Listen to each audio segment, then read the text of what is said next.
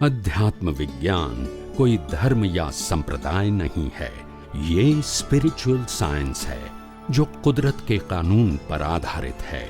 ये विज्ञान पूरे ब्रह्मांड के सभी रहस्यों को उजागर करता है और जीवन के सभी पहलुओं को समझने के लिए एक नई दृष्टि देता है। इसी को आर्ट ऑफ विजन कहते हैं, दुनिया को देखने की एक नई दृष्टि, जो अध्यात्म विज्ञानी परम पूज्य स्वामी श्री कमलेशानंद जी के निर्देशन में सनातन सत्य का अनुसंधान कर हमारे जीवन को प्रकाशित करे। जय सच्चिदानंद। કેટલી જગ્યાએ બધી ક્રિયામાં ને વ્રત પૂજા પાઠ ને બધું કર્યું હતું ને શાંતિ નહોતી મળતી। પછી ઘણા ટાઈમે મને દાદા ભગવાનનું જ્ઞાન મળ્યું, વર્ષો થઈ ગયા, 2009માં લીધું। પણ મને જ્ઞાન કોણે લીધું ને એ ખબર હમણાં જ હજી 3 મહિના પહેલા જ પડી કે પ્રતિષ્ઠિત આત્માએ લીધું। કેમ કે હું ત્યારે પ્રતિક્રમણ કરવામાં ને ચાવી ને જ્ઞાન ટેકાનો ઉપયોગ કરવામાં જ રહેતી। પછી મેં તમારા 1-2 દિવસ ફેસબુક ઉપર ફોટા જોયા હતા। પછી મને એવું લાગ્યું કે આ સંત તો કોઈ મોટા હશે એમ। ત્યારે તમે આપ્તપુત્ર છો કે શું એ ખબર નથી। પછી મેં યુટ્યુબ ઉપર તમારો સર્ચ કર્યું ને નામ, એટલે તમારો વિડીયો જોયો। પછી વિડીયામાં મને 1-2 વાર જોયું તો મને એમ લાગ્યું કે ના આજે હું અનંત અવતારથી જેની મને ખોજ હતી ને એ મને હવે મળી ગયા છે। તો ત્યારે તો મને વિશ્વાસ ન આવ્યો કે મેં કીધું આ તો બોલે છે, પણ એમ જો તમારા સામે જ હું કહું, બહુ મને વિશ્વાસ ત્યારે નહોતો। પછી મેં 4-5 વિડીયો સાંભળ્યા ને પછી મને શાંતિ થઈ। પછી મેં જયેશભાઈ ગાંધીના મોબાઈલ નંબર લીધા અને એમાંથી એમને ફોન કર્યો। તો એમને તો મને ડાયરેક્ટ એમ જ કીધું કુદરતી રચના જોવાની તમારે। મારે 2-3 એની ચીકણી ટાઈપ બહુ હતી। પછી મને એમાં ત્યારે સમજાણું નહીં, કેમ કે મેં કુદરત શબ્દ જ પહેલી વાર સાંભળ્યો હતો તમારા સત્સંગમાં। એટલે કુદરત ને કુદરતી કાનૂન શું છે એ નહોતી ખબર મને। પછી તમારા સત્સંગ બેઝિકમાં મને એમને ઝૂમમાં જોઈન કરી। પછી મેં એમને બીજી વાર એ પ્રશ્ન કર્યો હતો, તો એ કે મેં તમને બેન કીધું ને કુદરતી રચના સિવાય કાંઈ નથી, પણ હવે મને તો સમજાય નહીં કે કુદરતી રચના શું છે એમ। એટલે પછી મને જ એમ થયું કે હું જ હવે સત્સંગ ચાલુ રાખું જોવાના। એમાં જોવાના ચાલુ રાખ્યા તો મને અનુભવ બહુ સરસ થયો અને પ્રતિષ્ઠિત આત્માએ જ્ઞાન લીધું એ મારું આ 3 મહિના પહેલા બેઝિકમાં હું જોડાઈ ને રમેશભાઈ વાળાને ત્યારે ખબર પડી। પછીનો મારો આ પુરુષાર્થ છે અને એમાં મને દરેક સંજોગોમાં કુદરતી રચના દેખાય જ છે, પણ કેવા હળવા સંજોગોમાં। અને હવે મારો પ્રશ્ન એ કે મને અત્યારે ત્યારે મને બહુ આનંદ થયો કે હાલે હું તો કુદરતી રચના જોતા શીખી ગઈ, મને પુરુષાર્થ થાય છે, પ્રતિષ્ઠિત આત્મા કરે જ છે એમાં મારું બહુ સરસ ચાલતું હતું। પણ હમણાં મને એક દિવસ એવો અનુભવ થયો ને તો ભોગવટો બહુ આવ્યો મને એ સંજોગમાં। તો મને એમ થયું કે કુદરતી રચના મને કેમ દેખાતી નથી, તો મારું ડેવલપમેન્ટ એટલું નીચું હશે એમ, અને જાગૃતિ રહેતી નથી। આમ સેકન્ડ પૂરતું રહે પાછું નીકળી જાય એમ કરતા કરતા મારે 10-12 દિવસ થયા અને પાછું મેં કાલે તમારો સત્સંગ સાંભળ્યો। સત્સંગ હિન્દીમાં હતો ને તમારો, એ સાંભળ્યો વળી મને એમ થયું કે ના સત્સંગમાં કુદરતી રચના તો જોવી જ છે ગમે એમ કરે। પછી મેં તમારા સત્સંગ પછી મને ક્યાંય ચેન ન પડ્યો એટલે 2 કલાક મેં ચિંતન મનન કર્યું। તો મને પછી મારા જ પ્રત્યે એમ થયું કે આ ફાઇલ નંબર 1 ને શું આઈને લઈ જવું। પછી મેં મારો આખો લાઈફનો સર્વૈયું કાઢ્યું કે ભાઈ મારી એજ અત્યારે 45 રનિંગ ચાલુ છે, તો મેં સાર કાઢ્યો તો મને મળ્યું શું આમાં, કાંઈ જ નહીં એમ। હું આટલી જગ્યાએ ગઈ, મેં સંસારના બધા વ્યવહારિક કામ પૂરા કર્યા અને એવું નહીં કે મને કામ આપે તો જ હું એને કરી લઉં નિસ્વાર્થ। પછી મેં તોય મને કાંઈ ન મળ્યું, મારા રાગ દ્વેષ જ એટલા હતા કે મને કાંઈ મળતું કેમ નથી। પછી મને એમ થયું કે જો હું કુદરતી રચનાનો ઉપયોગ આમાં અઘરા સંજોગોમાં ન કરી શકું તો એ તો મને જ્ઞાન કાંઈ એપ્લાય ન થયું કહેવાય। અને મારા થકી સ્વામીજીના મેસેજ એ ખોટા જાય કે ભાઈ આ તો આટલી બધી સત્સંગી છે, એના સત્સંગ સાંભળે। હમણાં મને 3 મહિનાથી બધા સત્સંગ હું કરતી હોય તો મને કોઈ ડિસ્ટર્બ નથી કરતું, સગાવાલા આવે ને તો પાછા જતા રહે। તો મેં કીધું મારા થકી જો મેસેજ એવા ખરાબ જાય તો 5 જણા આવતા હોય એ અટકી જશે। પછી મને રાતે મેં પાછા રમેશભાઈને ફોન કર્યો તો મને કે તમારું કે આવરણ એટલું બધું ગાઢ છે, જેટલા ગાઢથી વીટું હશે ને એટલું તમારે નીકળશે એમ, પણ કુદરતી રચના જોવો એમાં અવસ્થા જુઓ, તમે માન્યતાથી અવસ્થાને પોતાની માની। તો સ્વામીજી હવે મારે બીજું કાંઈ સમજવું જ નથી, કુદરતી રચનામાં ખાલી મને એટલું અજ્ઞાન દૂર થાય ને એના પૂરતું મને સમજાવો જરાક એમાં સવડા સંજોગોમાં તો જ્ઞાન રહે જ, સ્વાભાવિક બધાને જ રહે, પણ અઘરા સંજોગોમાં મારે જ્ઞાન કઈ રીતે એપ્લાય કરવું? કુદરતી રચના શબ્દ કેમ બોલીએ છીએ?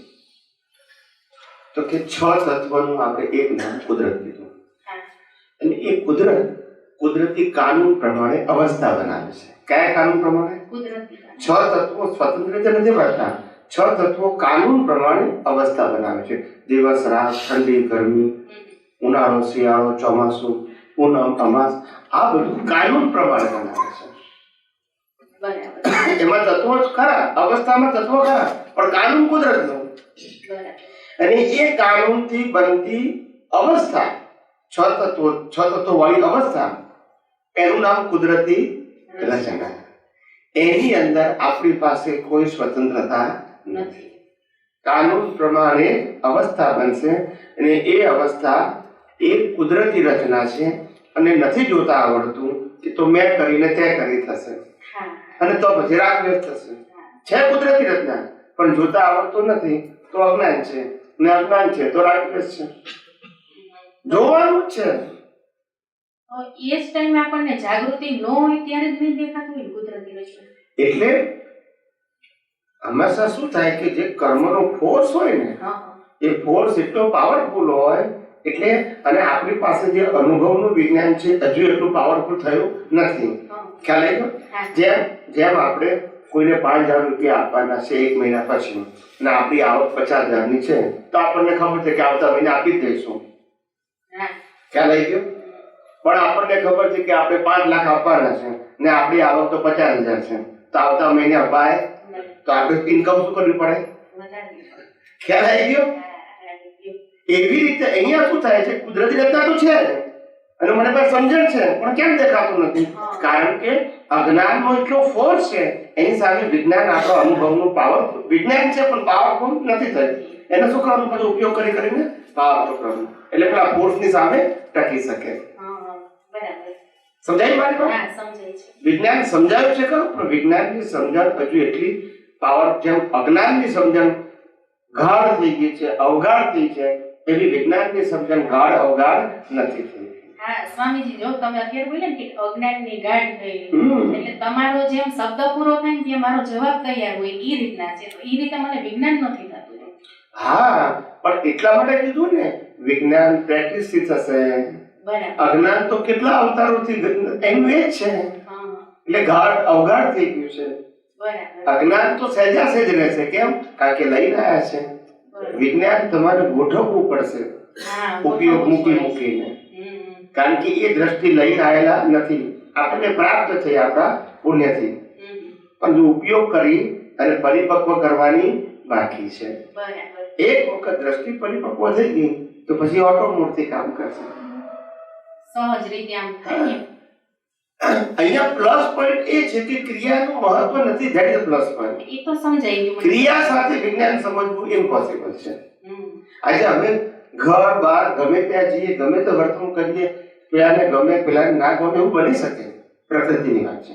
પણ અમને કુદરતી રચના દેખાય, અમારી ને બીજા બધા ત્યાં કુદરતી રચના છે. અને મારે કેવું થાય, મારા નજીકની ફાઈલમાં ક્યાંય કુદરતી રચના નો દેખાય. હળવા સંજોગ હોય ને તો દેખાય, ભારે આવે એટલે તો કઈ દેખાય નહીં. એટલે મારે મેઇન અત્યારે એવું નજીકમાં તો આ છે, નજીકમાં તો આ છે. એમાં એવું થાય, પછી એમ થાય એને મને આમ કર્યું તેમ કર્યું. એટલે એ નજીકમાં નજીક ફાઇલ જ આપણી આ છે, પહેલો પડોશી જ આ છે આપણો.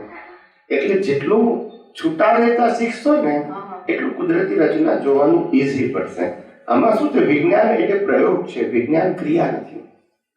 દાખલા તરીકે મને વિચાર આવ્યો, સારો કે ખરાબ વિચાર આવ્યો, એ વિચારમાં ભળી ગયા, પછી આપણને ખ્યાલ આવ્યો કે આવો વિચાર ન કરવો જોઈએ, એવું આપણને અંદર થયું.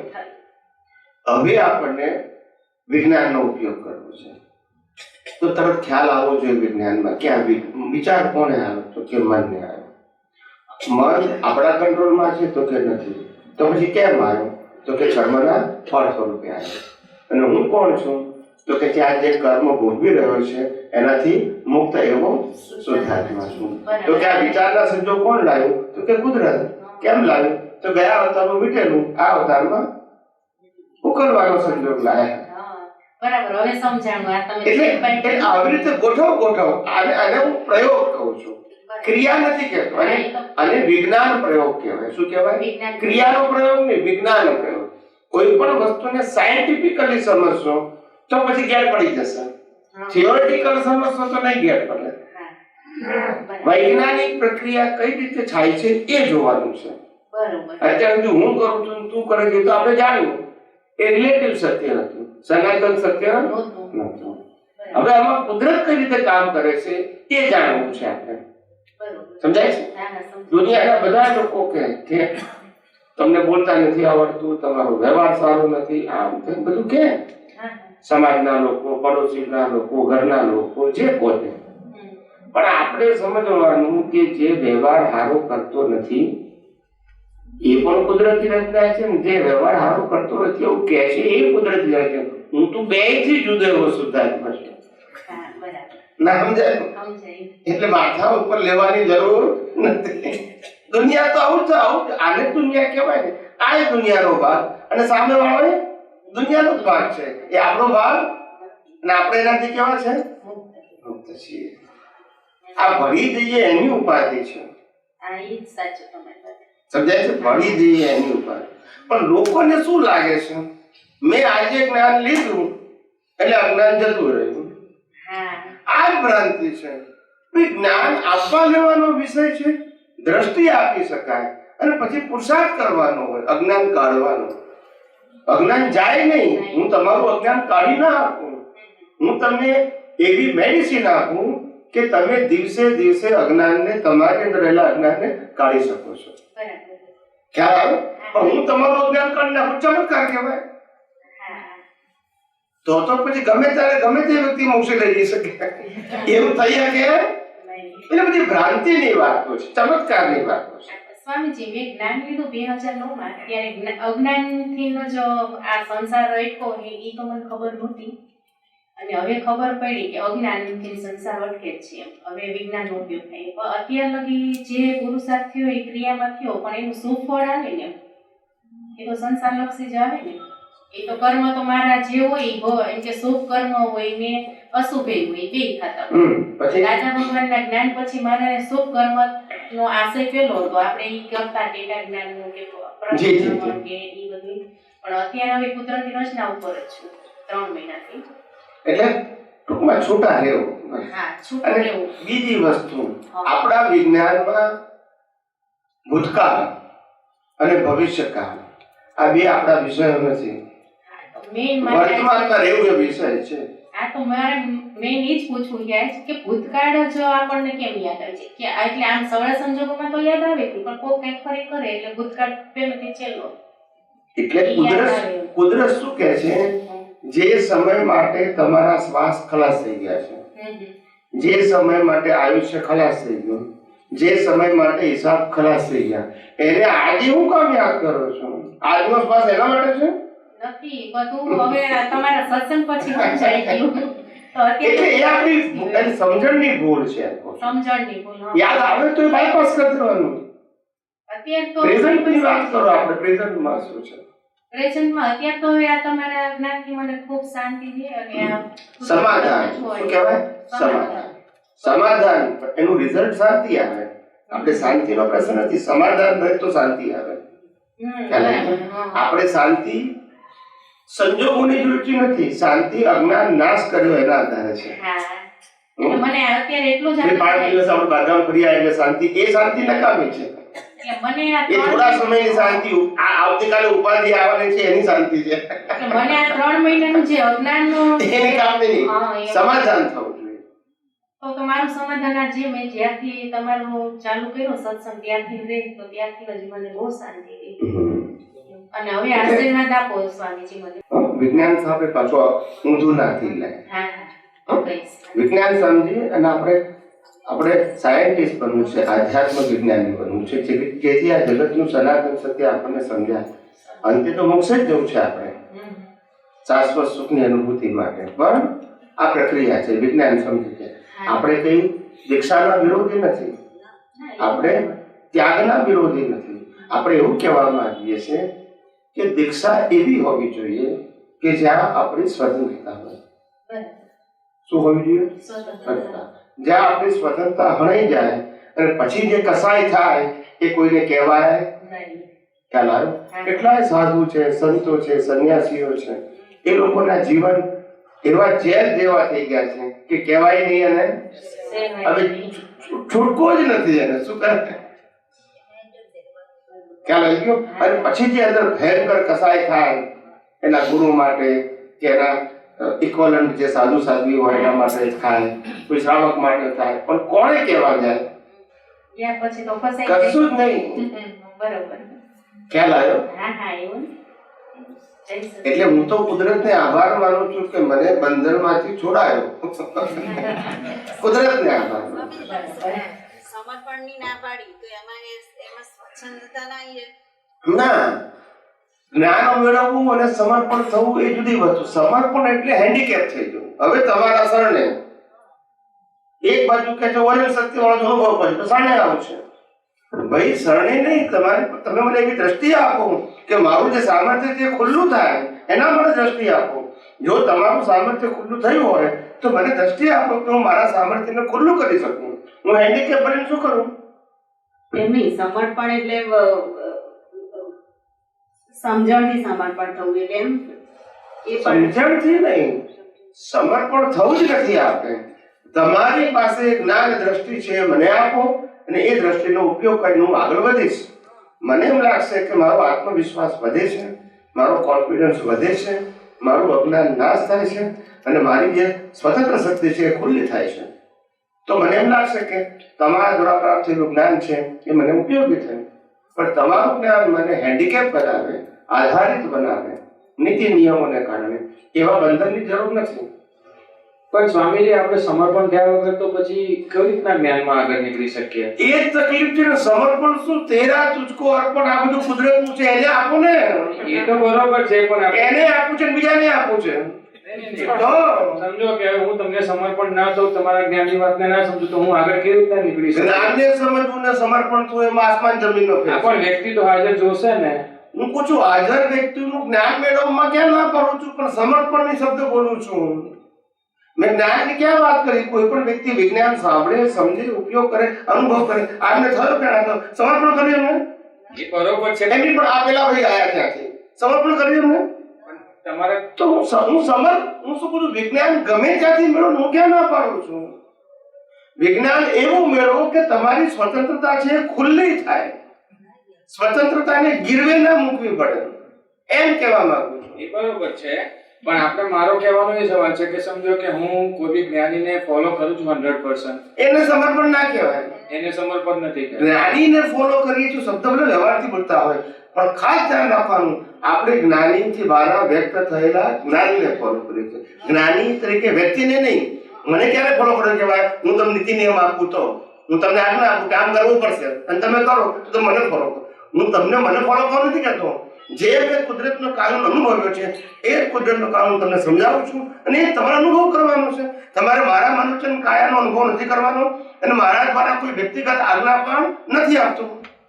એટલે મને ફોલો કરવાનો છે પ્રશ્ન આવતો નથી, પણ મેં જે વિજ્ઞાન અનુભવ્યું છે એ જ વિજ્ઞાનને તમારે અનુભવવાનું છે અને સનાતન સત્ય છે, મારું પણ નથી.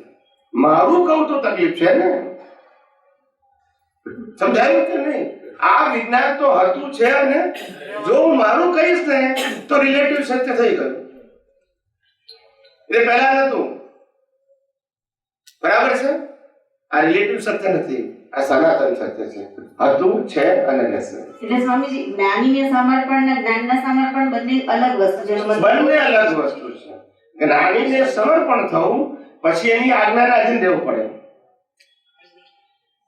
હું શું કહું છું? જ્ઞાનને સમર્પણ થાવ. અને જ્ઞાની પદ એટલા માટે મળ્યું કારણ કે એની પાસે જ્ઞાન છે, તો કિંમત કોની છે? અને દબાવી નાખવાનું છે. આ થોડું જ્ઞાન છે. જો આપણે જ્ઞાનને સમર્પણ ના થઈ શકતા તો જ્ઞાનીને સમર્પણ થવું તો એ પણ સારું વસ્તુ જ કહેવાય ને. એ પરંપરા આપણી ધર્મમાં છે જ ને. એ ધાર્મિક પરંપરા છે, પણ એ પરંપરા તમને બીજી પાછી લાચારી ઉત્પન્ન કરાવશે. અને પછી જ્યારે તમે સમર્પણ થઈ ગયા છો ત્યાર પછી એને આધીન જ તમારે રહેવું પડે. અને જો એને આધીન તમે સમર્પણ થયા પછી ના રહો તો બધા જ પ્રકારના ભય ગુરુ તમને બતાવે. પડી જશો, નરકમાં જશો, કોઈ ઠેકાણું નહીં પડે. આવું બધું કેવું જ પડે, કારણ કે હવે તમે બંધાયા પછી છટકવા માંગો છો. માંડ એક બકરી ડબ્બામાં આવી ગયો પછી કરવા જાય જો હશે પછી ગમે ગુરુ ને જો હશે. હવે તો શિષ્ય ને ગુરુનો સબ્જેક્ટ જ કાઢી નાખ્યો છે. હું મુક્ત રહું છું અને તમને મુક્ત રાખું છું, કોઈ કન્ડિશન નહીં.